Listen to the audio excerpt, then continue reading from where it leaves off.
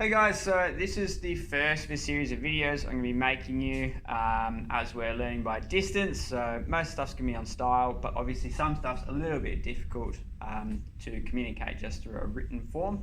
So I'm going to be making a few videos. Sorry if this first one's you've got a weird upward angle of me and stuff, but I'll grab a tripod for the next few and hopefully refine my video technique. But today we're going to be looking at two things. We're going to be looking at writing organic compounds using the skeletal formula or skeletal structure of them. And we are going to be looking at functional groups. And the reason we're going to be doing that is because both of those things are essential when learning how to name organic compounds. Okay? So let's get stuck into it. So here we have what you'll know as pentane in its straight chain isomer, so just 5 carbons in a row, okay? And then we have the hydrogen surrounding that. Now, as you know, the condensed form of that, what we call this condensed form, will just be CH3, CH2, CH2, CH2, and then CH3 again, or more simply, CH3 and CH2, 3 CH3, right? Which is what we call the condensed formula. But what we're going to be looking at instead today, we're going to be looking at how you draw the skeletal formula, which is much more simple. It's what you generally see when people are drawing out chemical compounds. So the skeletal formula, very simple, used for carbons. Basically, instead of writing a C and all the hydrogens, all you do is draw lines like this, and where every line ends, that represents a carbon. So this is a carbon, this is a carbon, this is a carbon, this is a carbon, and this is a carbon. So this represents 1, 2, 3, 4, 5 carbons, which we know as pentane. And we don't write in the hydrogens because we know, due to the valency of the carbon and the hydrogen, how many hydrogens are going to be attached at each point. So if we were drawing this pentane, this is pentane in the skeletal structure, okay? And we don't draw the hydrogens on, because we know if it's at the end here, it's only got one connection going to another hydrogen, so you know that this is going to be CH3. You know it's going to have 3 hydrogens coming off it.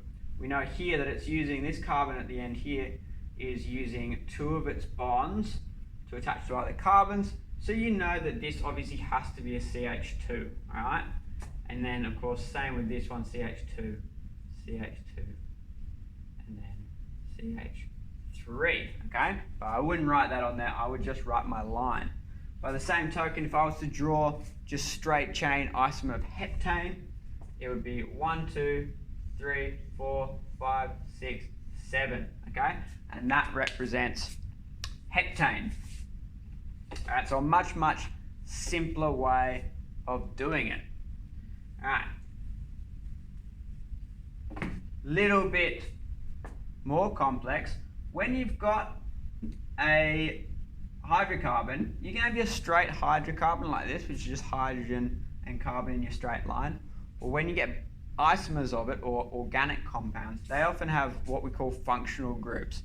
And so that's in, if we've got the straight chain of carbons, that's when you get branched groups coming off it. And they can be 2 things. They can be halogens, or they can be what we call alkyl groups. So a halogen is quite simple, obviously. It's just, you know, if you've got fluorine or bromine coming off it, you know, this would be a halogen attached to this group here. So that's just when one of them is replaced by a halogen, a hydrogen, or the carbon. And we can also have what we call an alkyl group. And that just depends, that's a branched version of a hydrocarbon. So if you got, missing an L, if you got here, here's the straight chain pentane. And I could, instead of having this go to a carbon, I could have a hydrogen, sorry. I could have another carbon come off it with 3 there, all right? So this is still what we call pentane because the main chain is still 5 carbons. And then we have another carbon with 3 hydrogens coming off, branching off the main chain. And that would be methyl. So we would call this here pentane with a methyl group. So methyl pentane. Alright? By the same token, if I was to draw that on my heptane, I know that this is my main branch of my 7 carbons. I could draw a methyl group by making this come off and just writing CH3 on here. And we can see this branch is coming out there. If I wanted to, I could put in, a bromine group coming off it here. And that's quite simple.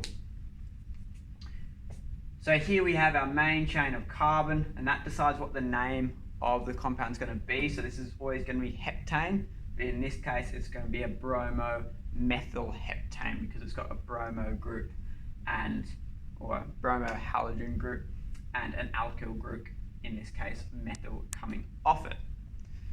Right? Now I could also change this, so if this was CH3CH2 coming off it, now that would be an ethyl group, so this would be a bromoethylheptane. Alright?